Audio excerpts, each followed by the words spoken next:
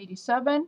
So we are given d prime of x, which is negative 2000x over the square root of 25 minus x squared. D of x, they say, is the number of units. Number of units. That's d of x. Obviously, this is the rate of change of the number of units. And x is dollars per unit. Okay, so let's see what they want. Find the demand function given that $3, x is 3, comma 13,000. Okay. So in order to determine d of x, I have to find the integral from d prime of x dx. And this is given in order for us to determine the constant. This point will give us the constant. So this is the integral from negative 2000x over the square root of 25 minus x squared and dx. Of course, I will take the negative 2000 outside, waiting patiently. X dx over the square root of 25 minus x squared. So let's use a substitution. Can anyone suggest? And then if somebody else can give us du. Would u be the square root of 25 minus x squared? And you could. Actually, you could use the square root. That's fine. Let's give it a try. Good point.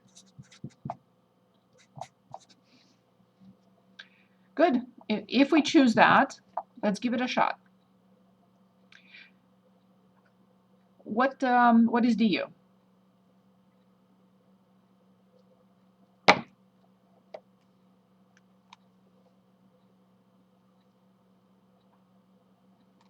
Can anyone give us the du? It'd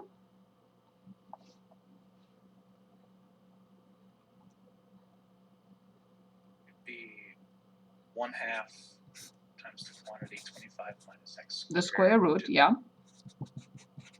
Yes.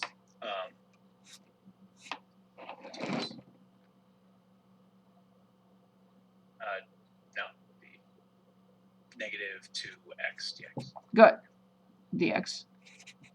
So the 2 with the 2 will go away. So du becomes negative x dx over the square root of 25 minus x squared. That's exactly what I have here. So I'll continue. Okay.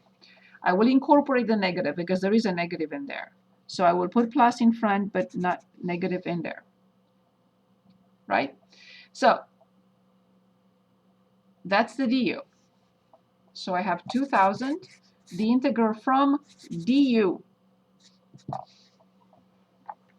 So the whole thing, x negative x dx over the square root is du. So the function is, there must be a function in there. The function is 1. So I have 2000 u plus a constant c. But I know that I have to go back to the substitution, first of all, because I have to plug in the point. So 2000, the square root of 25 minus x squared plus a constant c. And we are given that when x is 3, d of 3 is 13,000. And that will enable us to determine the constant. So 25 minus 9 is 16. The square root of 16 is 4. 4 times 2,000, 8,000. So 8,000 plus a constant c equals 13,000. So obviously c is 5,000. So we determine the unique, just one, demand function. 2,000, the square root of 25 minus x squared plus 5,000. This is it. Any questions? Yeah, wouldn't it be, oh, it would be, okay, so it's equal to 13,000. Okay, I see Yes. it now. Yes. I'm a little confused. with That's it. okay. So we are told that when x is 3, d of 3 is 13,000. Oh, okay. Yeah, I got a little, No worries. thank you. Thank you. Okay, now ready for applications of integration? We are going to look at 2 applications of integration. That's chapter 5. Applications of integration.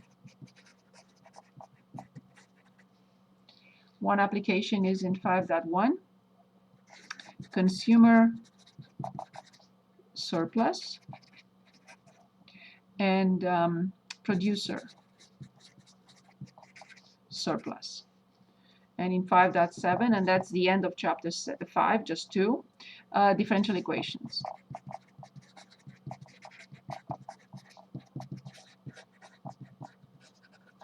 Okay. So let's start with the consumer surplus and producer surplus.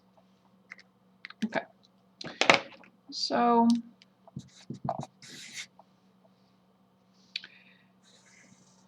we're going to keep on the x-axis, number of units,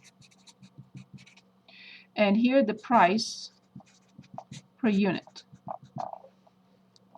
on the y-axis. So in chapter 1, we looked at some situations with demand and supply functions. And basically, we looked at the break, the equilibrium point, actually. The equilibrium point.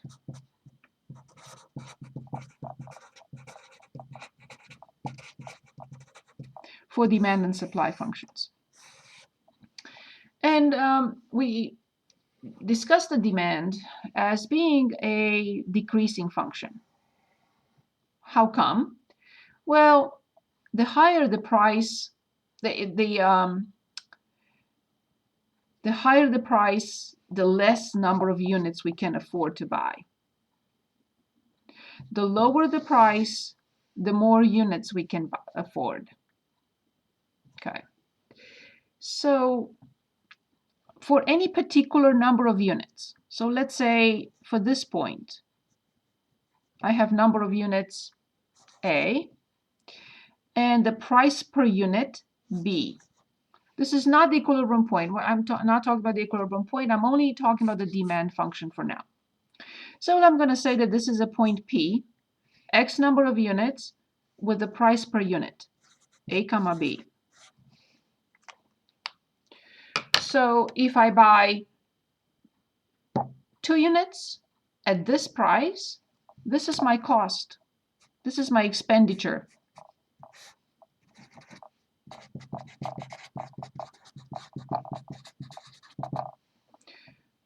Two items at the price of 100, right? 2 times 100, I pay $200. Sorry about that. So this is what I pay. This area, right? 2 times 100, I pay $200. Now, you see a little area right here. This piece. This piece is called consumer surplus. And it changes. The lower the price, the higher the surplus. So let me copy that. But let's say this time I want to purchase here. I want to purchase this number of units because the price went down. You hear advertisement, the more you buy, the less you save. Okay, but be careful. You're not going to go out and buy 10 cars just because you're saving some money, right? So I have a different point. This is my point now. So let's say I have A1, B1. So A1, B1. Look what happens. If I buy this number of units at a lower price, look what happens to my consumer surplus. This area increased. So this is consumer surplus. We are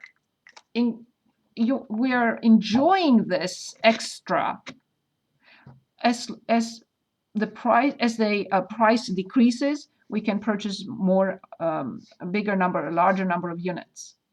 So what is this? This is some sort of value added.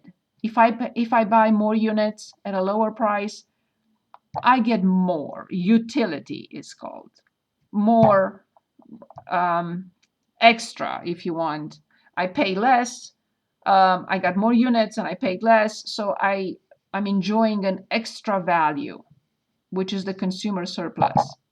Now the question is, how do I determine this? I want to know what is my consumer surplus. I bought 3 units of whatever at the price of such and such. What is my consumer surplus from the amount that I paid, right? So coming back to both graphs, I want to determine this area. Like here, I want to determine this area. How do I do it? Well, I will determine this area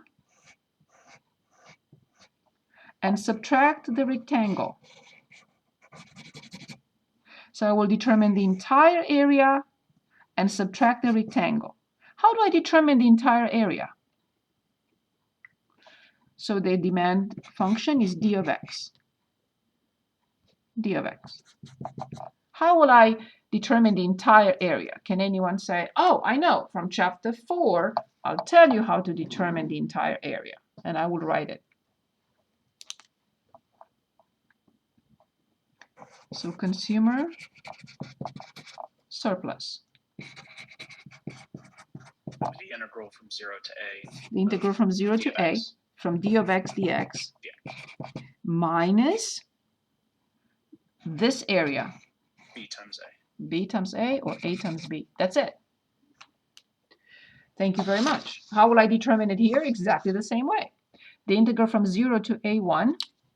So the consumer surplus is the integral from 0 to a1 from d of x dx, of course, minus a1 b1.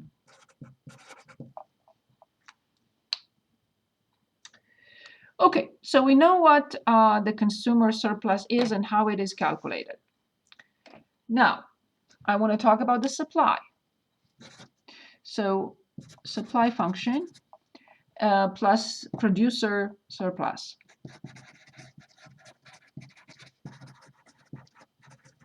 So here it is. Normally this is an increasing function, of course. Again, here number of units, here price per unit. So let's say this is the function, which is supply function. Okay. And let's say, again, I have a point, that's my point, a comma b, for this number of units, for this price per unit. What do I pay? This is what I pay. I pay a times b, like before. And now the question is, what is the producer surplus? Well, the producer surplus is this piece. This is what they get extra from us by buying at this number of units at this price per unit. So this piece is the producer surplus.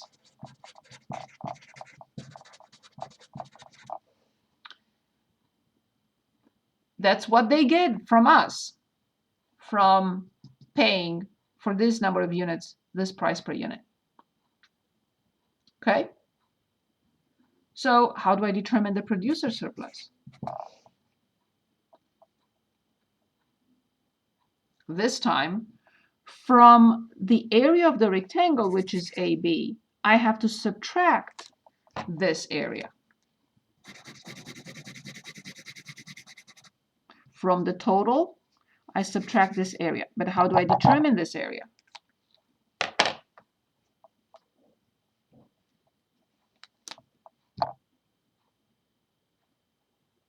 Anyone?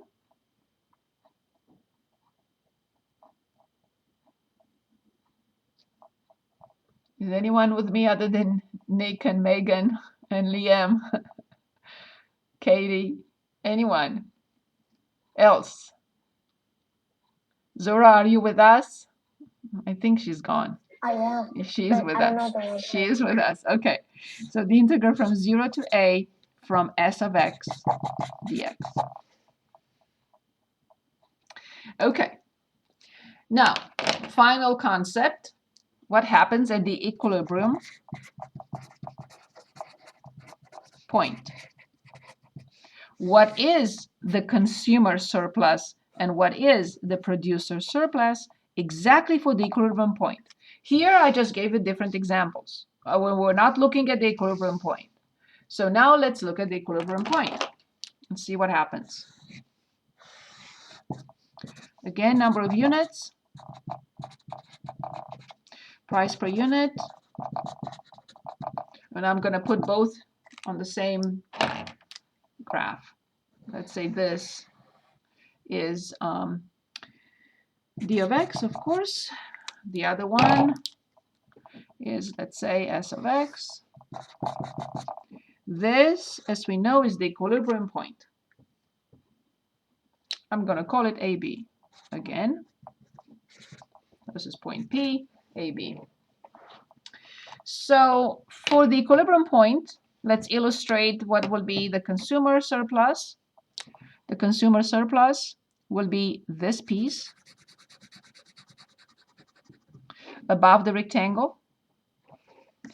And the producer surplus will be this triangle inside the rectangle.